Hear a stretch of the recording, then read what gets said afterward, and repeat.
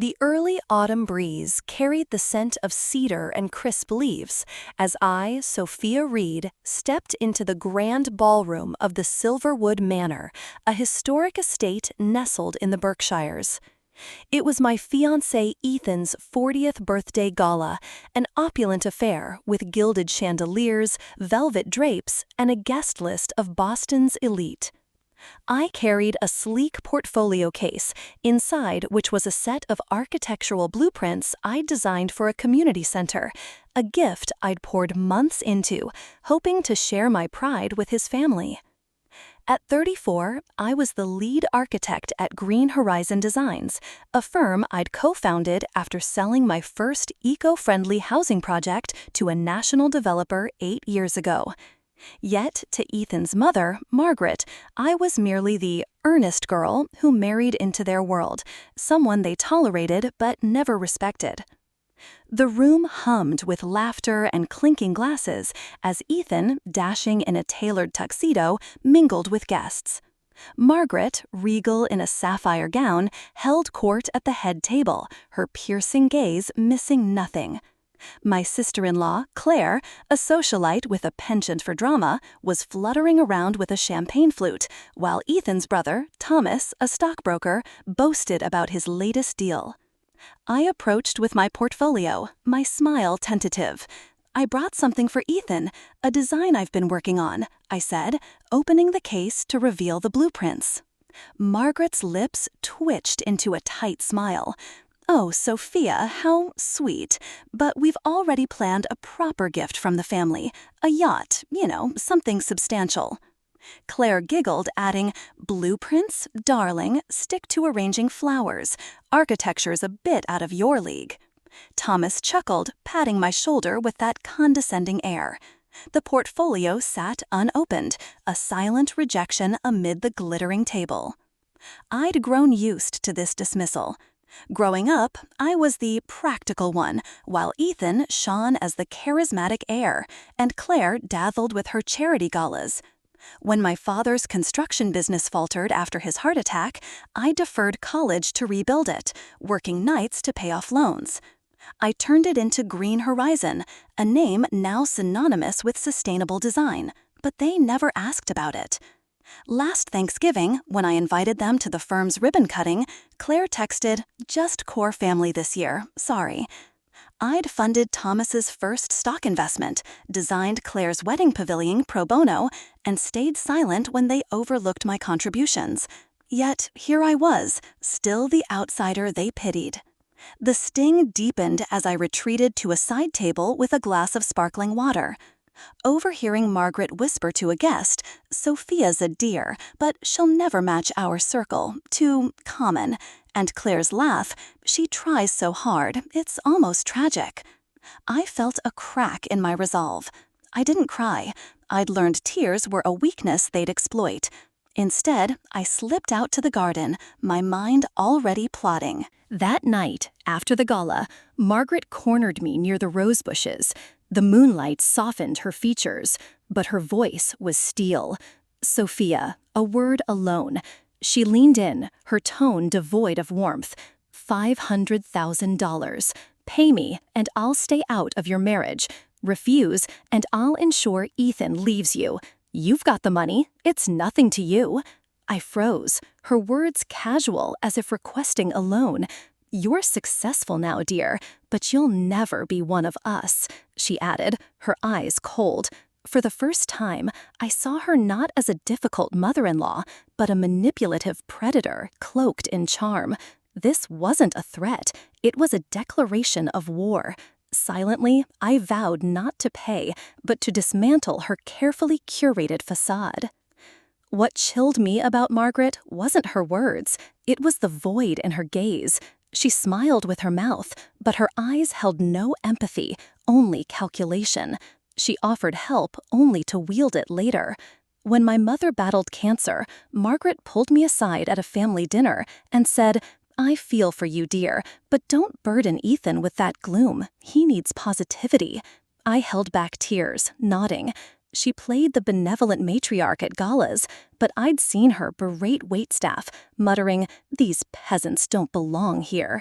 She thrived on control, ending Ethan's past relationships, steering his career, and now targeting me. She didn't work, lived off her late husband's trust fund, and masked her idleness with fake philanthropy. The town adored her because she mastered the art of illusion. To her, I was a threat.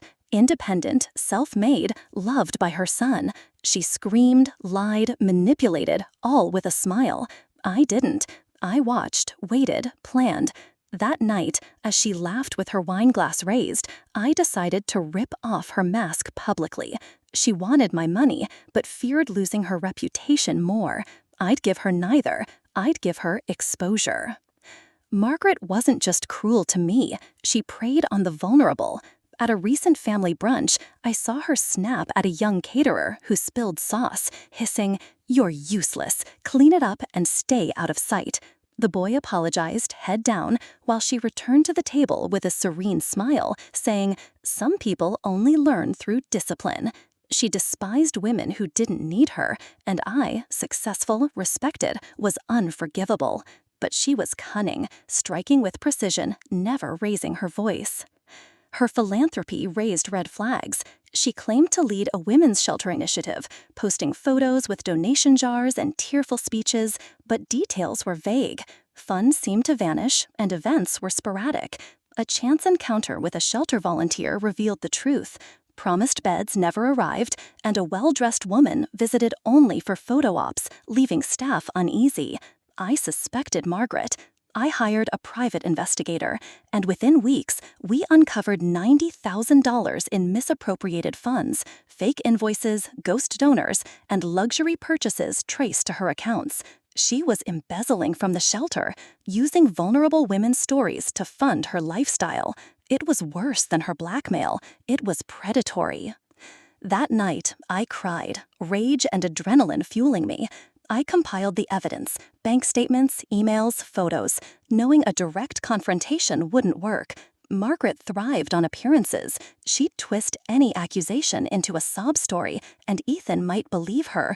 I needed proof to shatter her in public. The key was timing and an ally. I recalled Marianne Duval, a former shelter coordinator, fired after clashing with Margaret. I tracked her down through a mutual contact and met her at a discreet cafe.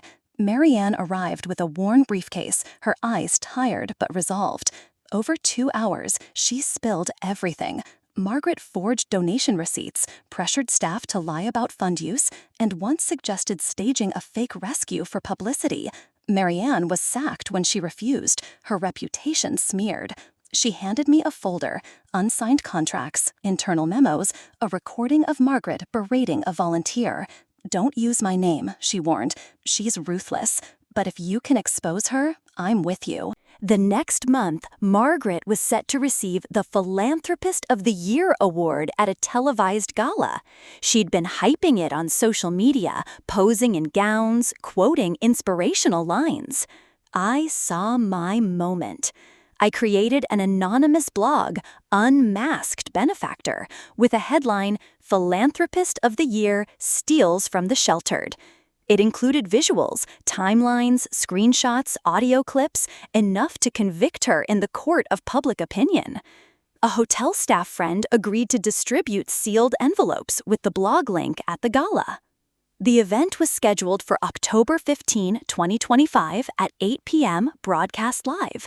Margaret called me days before, taunting, "Tune in to Channel 7, Sophia. Watch a real woman shine. I'm still waiting for my $500,000. Her mockery fueled me. I wore a simple gray dress, tied my hair back, and attended, not to celebrate, but to witness her fall. The ballroom was a spectacle, chandeliers, floral arrangements, waiters in perfect sync. Margaret entered like a queen, her emerald gown shimmering, greeted with applause. "The Philanthropist of the Year," a host announced. I sat at the back, watching. At 8:45, my friend distributed the envelopes. Guests opened them, frowns spreading. A journalist scanned the QR code, her expression shifting. Whispers grew, chairs squeaked, sponsors slipped away. At 9 o'clock, Margaret's name was called. She ascended the stage, arms raised, delivering her rehearsed speech. "This is for all women lifting each other up." Phones buzzed, alerts pinging. The blog went viral. A shelter mother stood, voice breaking. "You used my story, my daughter's death, to raise money you stole." The room gasped. Margaret's smile faltered, her voice cracking as she tried to continue. She stumbled off stage, shoving a waiter, the camera catching it all. Reporters swarmed outside, asking, "What about the stolen funds?" The next day, headlines blared, "Philanthropist accused of embezzlement." Within days, Margaret lost her title, was disinvited from events, and faced a lawsuit from the shelter. She defended herself, claiming a setup, blaming me, but the evidence was ironclad. Ethan didn't answer her calls, texting, "I need to consult my lawyer." She begged, cried, but he stayed silent, a fracture in their bond. Her apartment, funded by Ethan's inheritance, was next. I advised him to cut her off. Utilities canceled, card blocked, a 30-day eviction notice served. She called me, furious. "You turned him against me." I replied, "The truth did that, Margaret. I just showed it." The final blow came when I handed the evidence to the DA. A 250-page report led to charges of fraud and misappropriation. Witnesses emerged, a fired accountant, a duped donor, sealing her fate. The shelter launched an investigation, confirming her theft. Margaret's trial looms, her once perfect image in ruins. Ethan and I are rebuilding, new terms, no masks, with respect. I lead my firm with pride, my community center breaking ground next month. Margaret's fall was my victory, not just for me, but for those she hurt. If you've ever faced a tyrant and fought back, share below. Subscribe for more stories.